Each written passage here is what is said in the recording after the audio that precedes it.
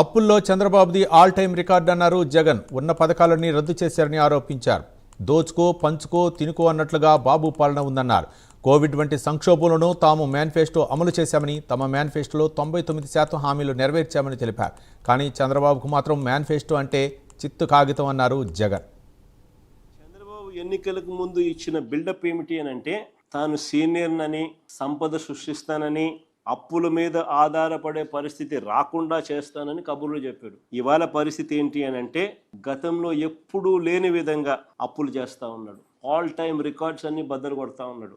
కానీ ప్రజలకు స్కీములు లేవు. కానీ ప్రజలకు ఎలాంటి స్కీములు లేవు. ఉన్న స్కీములన్నీ రద్దు.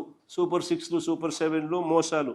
ఉన్నదంతా కూడా, ఈ చేసిన అప్పంతా కూడా ఎక్కడికి పోతుంది అని అంటే, దోచుకో పంచుకో తినుకో. చంద్రబాబు నాయుడు గారు తన మేనిఫెస్టోకి ఇచ్చిన విలువ ఏంటో తెలుసా? ఇంతకు ముందు ఆయన పెట్టిన 2 బడ్జెట్లు చూసినా, ఇప్పుడు ఆయన పెడతా ఉన్న 3వ బడ్జెట్ చూసినా, మేనిఫెస్టో అంటే తనకి ఎప్పటికీ కూడా ఒక చిత్తు కాగితమే.